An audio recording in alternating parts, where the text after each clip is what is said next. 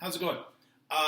Just so you know, I recorded this video and made this video before class started, so if there's stuff in here that we have talked about, apologies. If there's stuff in here that's like brand new and you don't know how to do it, just make sure you ask questions about that tomorrow in class. So bring any good questions that you have. Oh, sorry, I've got like the hiccups. Also, I'm going to be posting the notes from this in the folder in Google Drive that I've shared with you. So if you want to try any of these other problems that you can see here in the background, I'm going to do a handful of these right now. But if you want to like zoom in, like look at the PDF and try some of these on your own for extra practice, totally fine.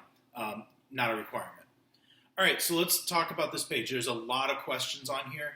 I think I ended up doing like 8 of these. So I'm going to go through these 8 questions right now and talk about how to factor and what you should do in certain scenarios. So I'm going to start with a couple questions at the top of the page. And the instructions are factor completely. When you see something that says factor completely, that's kind of a hint that you might have to do more than just one thing. So we're going to do number 17 first. And the very first step you should always consider, it might not always be possible, but you should always consider is, can we factor out something that's common? So if we look at number 17, not only I see a y being common, and I also see a 5 going into all of these coefficients. So I'm going to be able to factor out 5y.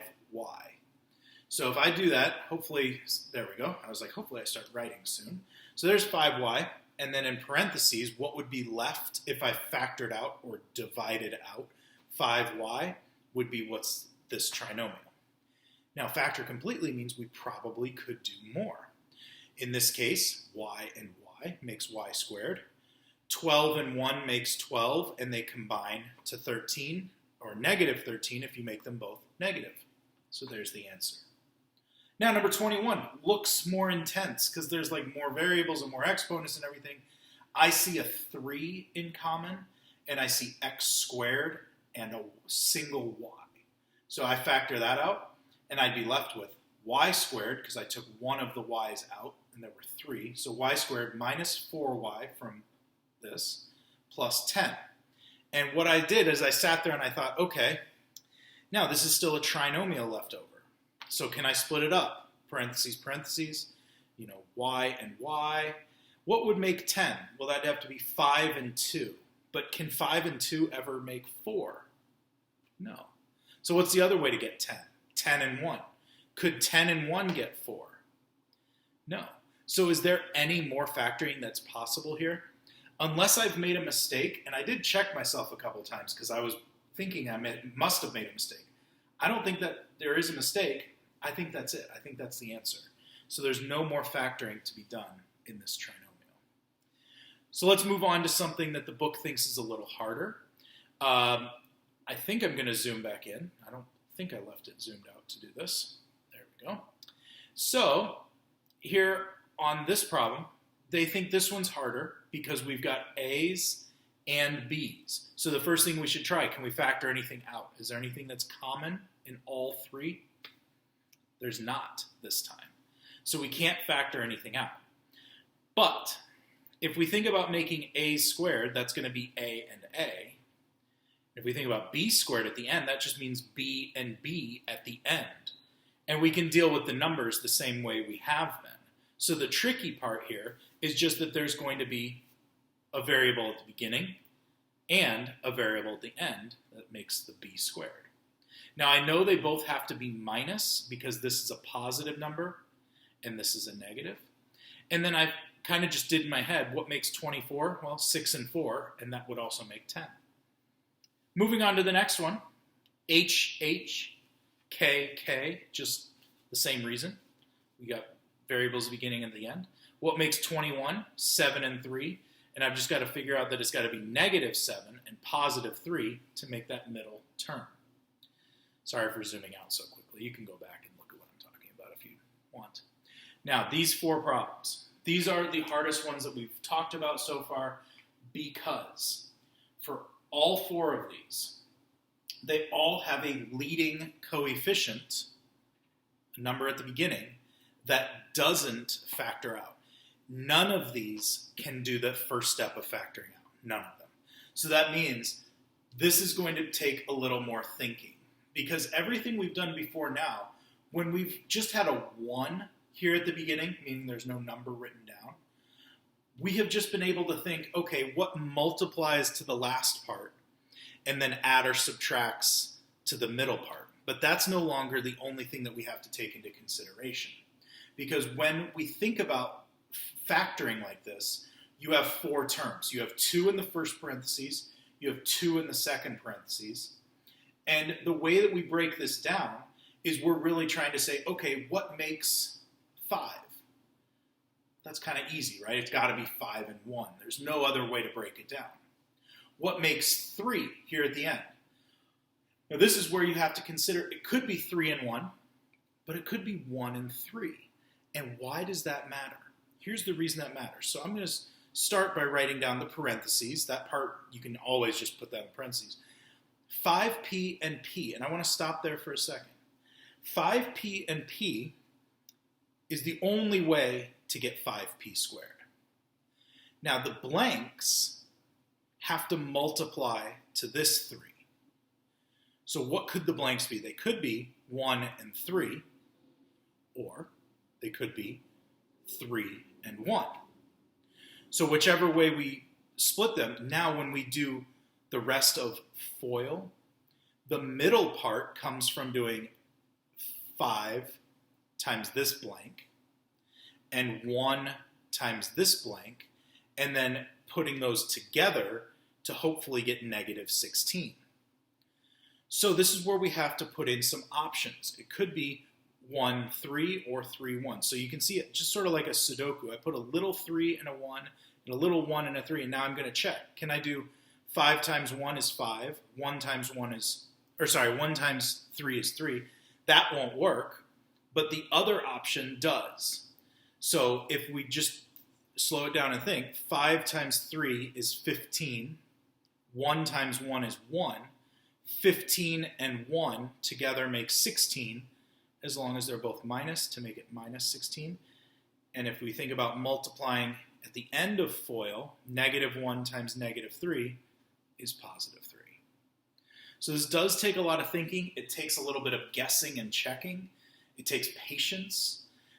And it can be frustrating because you might have to put down a lot of options. As you'll see in questions 40 and 44, there are more options possible. And you have to just be patient with trying all of them to see which one will actually get you that middle number. The middle number is the one that we're always looking for. The reason that we don't have to worry about the beginning and at the end is we know this one had to be 5 and 1 because that's the only way to get 5. So that's why I could just put in 5 and 1.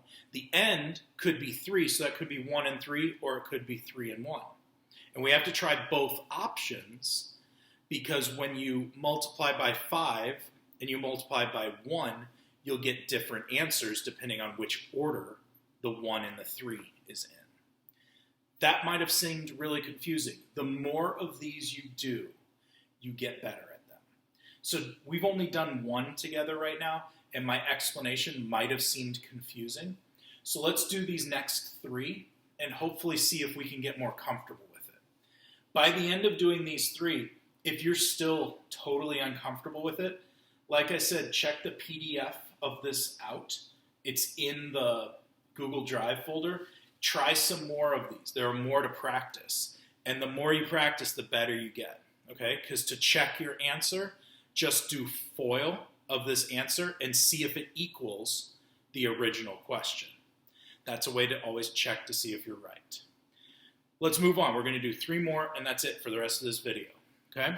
So the next one, I started off, and I know it has to be 2a and a. That's the only way to get 2a squared. Now for this specific problem, at the end it's a 1. The only way to get a 1 has to be 1 and 1. But will that make 13 in the middle?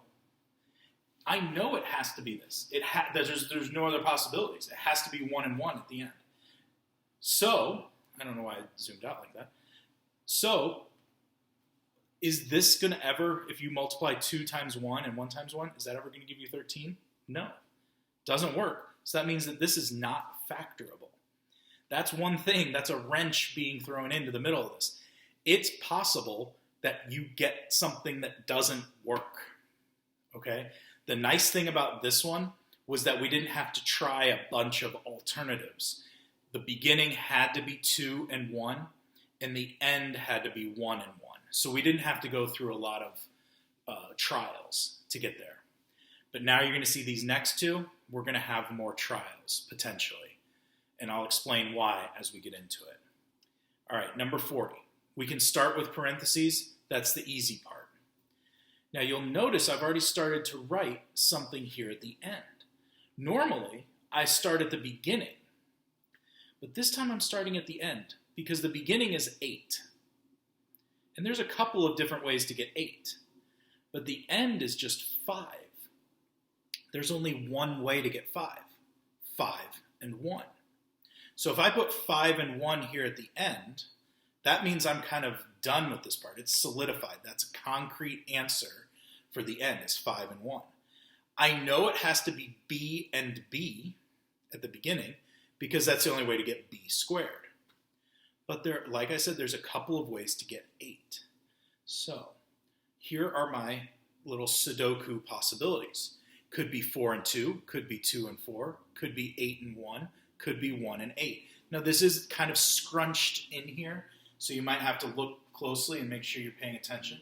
But what I'm going to do, each step, is I'm going to do the beginning, the outside part, I'm going to multiply those, and then I'm going to multiply the corresponding inside part in hopes of making them combine to a -6. So starting with, I've got 4 and 1. 4 times 1 is 4. And on the inside, I've got 5 times 2, which is 10. Can 10 and 4 somehow get me 6? The answer is yes. Oh, wait. Did I do that wrong? No. Sorry. I'm looking backwards in the screen, and I thought I messed something up there. No, I think that's right. So I don't need to try any of the other possibilities because it worked on the first try. So I just put the 4 up here, the 2 up here, and then I just have to work out the signs to make sure that the signs work.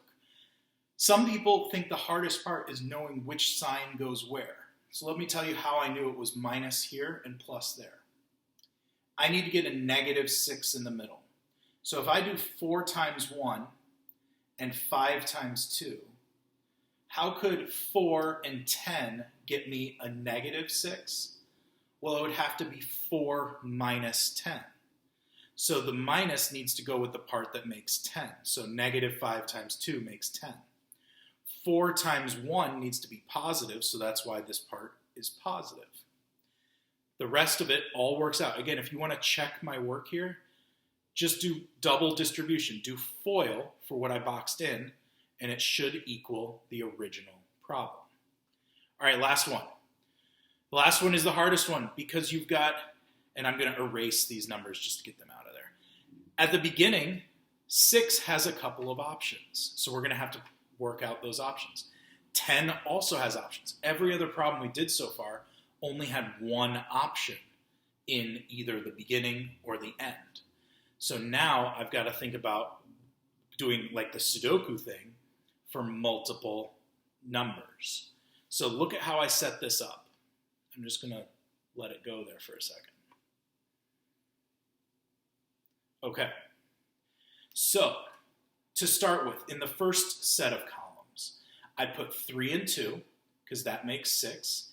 And then I did 6 and 1 because that makes 6.